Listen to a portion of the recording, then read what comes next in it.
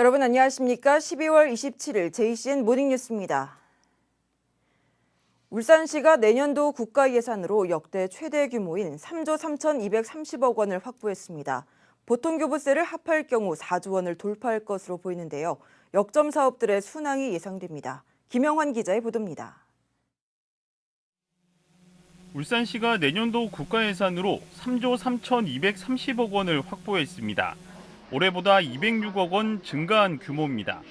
국회 단계에서 증액을 추진한 21개 사업 가운데 15개 사업의 예산이 반영됐습니다. 71.4%의 반영률을 기록했는데 역대 최대 규모입니다. 울산시와 지역 정치권이 전방위적으로 나선 결과로 분석됩니다. 지역 정치권의 아낌없는 지지, 그리고 국회 심의 마지막까지 시정 역량을 집중한 결과라고 생각합니다. 주요 증액 사업은 농수에서 강동 도로 개설과 농수에서 외동 국도 건설, 영남권 글로벌 숙련기술진흥원 설립 예산이 확보됐습니다.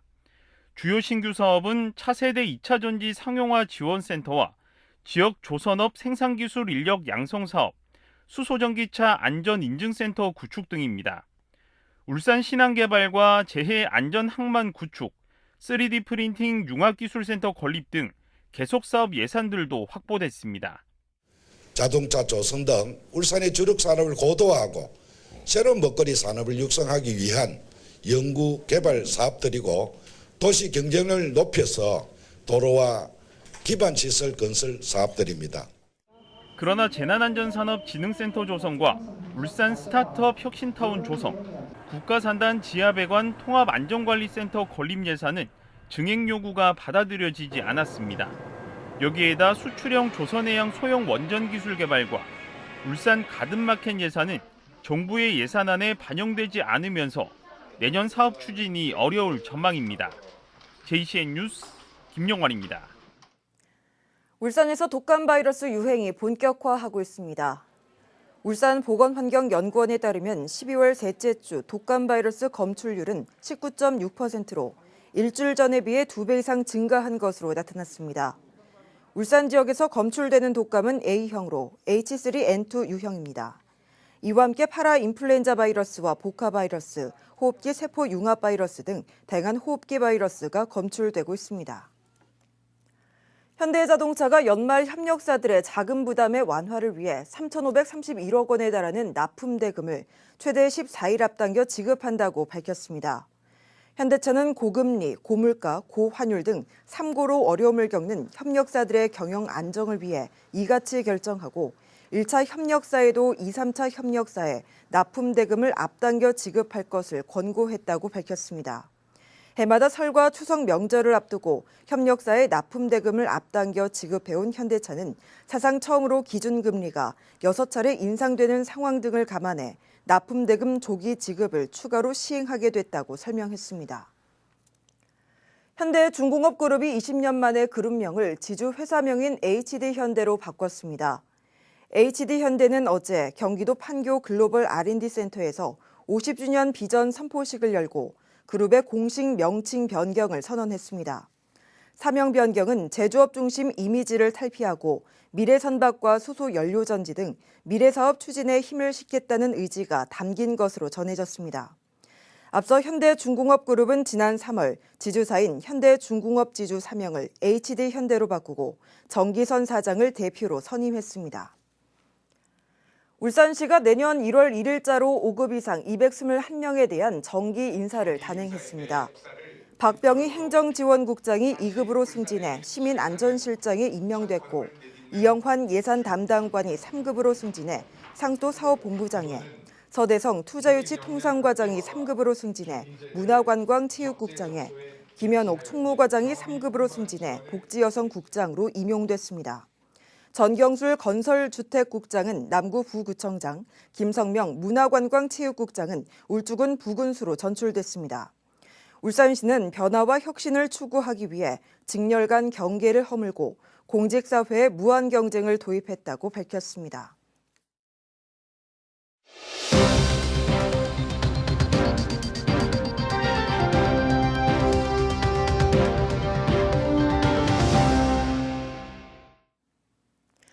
올 한 해 울산 지역 이슈를 돌아보는 연말기획 2022 뉴스결산.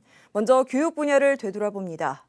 올해 울산교육은 작고한 고 노후키 교육감으로 시작해서 끝을 맺었던 한 해였습니다. 박영훈 기자의 보도입니다. 2022년 울산교육은 다사다난한 한 해를 보냈습니다. 울산 지역 첫 여성이자 진보 성향의 노후키 교육감이 6월 지방선거에서 재선에 성공했습니다. 저 개인에 대한 그런 지지라기보다는 교육 공동체가 애써 쌓아온 그 변화와 혁신에 대한 지지라고 생각하고 그 변화와 혁신에 대한 고삐를 늦추지 않겠습니다. 재선에 성공한 노 교육감은 교복비와 수학여행비 지원, 무상급식 등 자신의 철학이 담긴 교육복지 확대에 주력했습니다. 그 결과 학생 1인당 공교육비가 전국 최저 수준으로 나타났고 전국에서 가장 낮은 학업 중단율을 기록했습니다. 그러나 역점 사업들에 대한 예산이 대거 삭감되면서 제동이 걸렸습니다. 학생교육원 제주분원 설립 예산은 울산시의회 예산 심의 단계에서 2차례 전액 삭감됐습니다. 학생 민주시민교육과 인권교육 관련 예산도 잇따라 삭감됐습니다. 이런 가운데 올 12월 8일 노 교육감이 식사 도중 갑작스런 심정지로 별세했습니다. 교육계와 정계, 시민들의 애도와 추모가 이어졌습니다. 개인의 안위는 뒷전으로 미루고 마지막까지 교육과 공익에 묵묵히 헌신해 주신 교육감님의 걸음을 저희는 기억하겠습니다. 울산시 교육청은 이용균 부교육감 권한대행 체제로 전환됐지만 안팎에서 혼란이 적지 않습니다. 당장 내년 4월 교육감 보궐선거를 위한 절차들이 시작됐고 10여 명의 인물들이 하마평에 오르내리고 있습니다. JCN 뉴스 박영훈입니다. 올해 10월에 열린 전국체육대회와 장애인체육대회 유공자 시상식이 어제 시청 대강당에서 열렸습니다. 이날 행사에서는 공직자 61명과 시민 54명, 기관과 단체 75곳 등 모두 190명이 물품과 성금 후원, 급식 봉사와 자원봉사 등의 공로를 인정받아 표창을 받았습니다. 울산시는 올해 전국체전 종합 10위, 장애인체전 종합 3위를 차지하며 역대 최대 성적을 거두었습니다. 울산시 교육청이 내년부터 중고등학교 신입생 교복비의 지원 방식을 25만 원 정액 지원으로 변경합니다. 기존에는 학교별로 25만 원 이내 낙찰 금액을 지원했지만 내년부터는 정액이 지원되면서 금액이 남을 경우 교복 관련 품목을 추가로 구매할 수 있게 됩니다. 교복비 지원 예산은 교육청이 60%를 부담하고 울산시가 30%, 구군이 10%를 분담하고 있습니다. 한파 속에서 하산하던 중에 길을 잃은 등산객 2명이 구조됐습니다. 울주소방서는 지난 24일 오후 8시 21분쯤 신불산 정상에서 하산하던 중 길을 잃은 등산객 남성 1명과 여성 1명을 구조했다고 밝혔습니다. 이들은 랜턴 없이 야간 산행을 하다가 하산 중에 길을 잃고 급격한 체온 저하로 구조를 요청했으며 신고를 받고 출동한 구조대원들에 의해서 무사히 구조됐습니다. 동구청과 북구청이 산불에 공동 대응하기로 했습니다.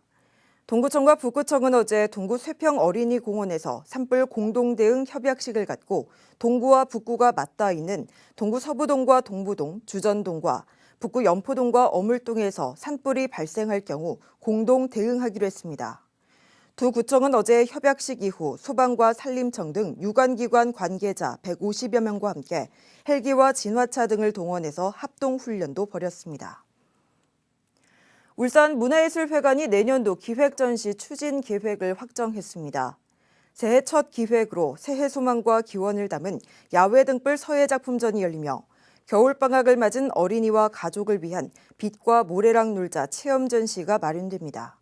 지역의 신진작가 릴레이 전시인 올해의 작가 개인전이 열리며 야외 조각 상설 기획전과 한국 극사실 회화 특별전, 대한민국 문인화가 초대전 등이 잇따라 개최될 예정입니다. 한국수력 원자력이 울주 군민을 대상으로 지난달 열기로 했던 고리 2호기 계속운전 주민공청회가 파행됐는데 어제 다시 열렸습니다.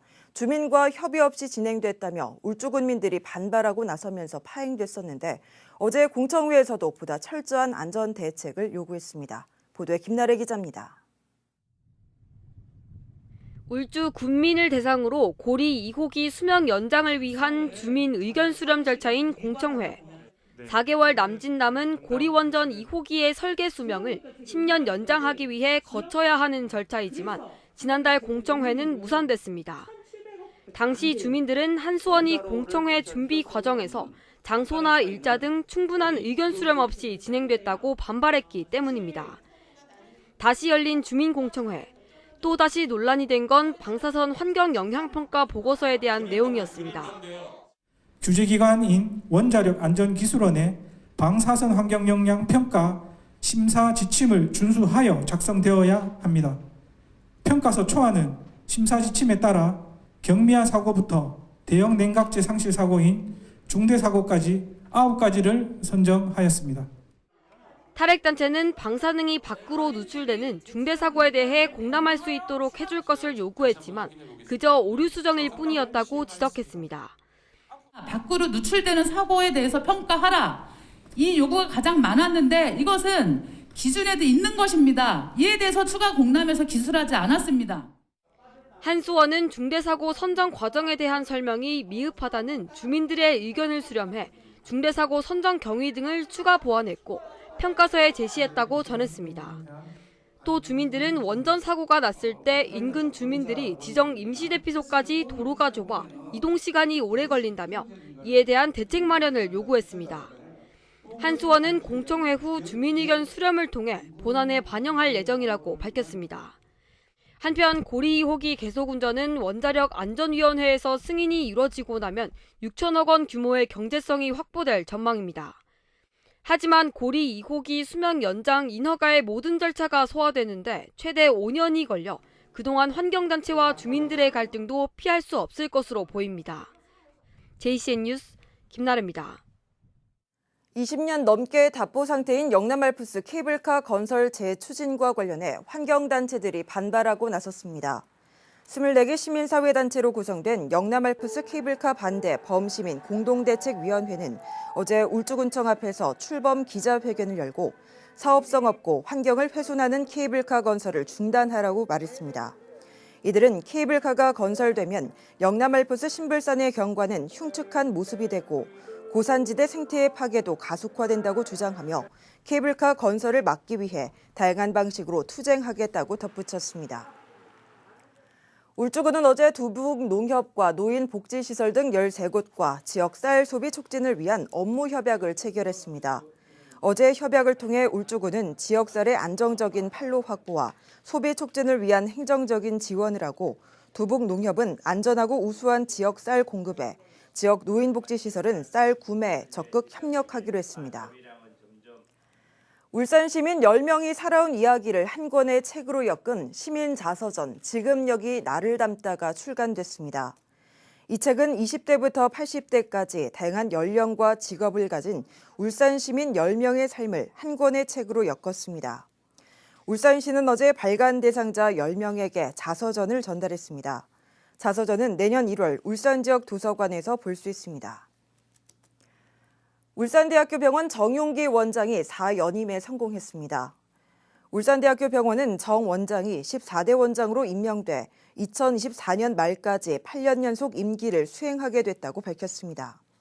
정 원장은 2017년에 취임한 이후 대학 부속병원 승격과 상급 종합병원 재진입 등의 성과를 거뒀고 코로나19 위기 상황에서 울산시 감염병 대책 단장직을 수행하며 지역사회에 큰 신뢰를 얻었다는 평가를 받고 있습니다. 정 원장은 환자 중심 맞춤형 치료에 집중하고 우리나라 의료의 표준이 되도록 고도화에 주력하겠다고 밝혔습니다. 동강병원이 올해 전국 응급의료기관 평가에서도 A등급을 받으면서 13년 연속 A등급을 달성했습니다. 동강병원은 필수 영역과 안전성, 적시성과 기능성 등 모든 분야에서 100점을 받았습니다. 동강병원은 9명의 전문의가 24시간 응급 환자의 신속한 치료와 적절한 대응에 나서고 있으며 그 결과 중증 응급 환자의 적정 시간 전문의 직접 진료와 전입 중증 응급 환자의 진료 제공률 1등급을 유지하고 있습니다. JCN 모닝뉴스를 마칩니다. 함께해 주신 여러분 고맙습니다.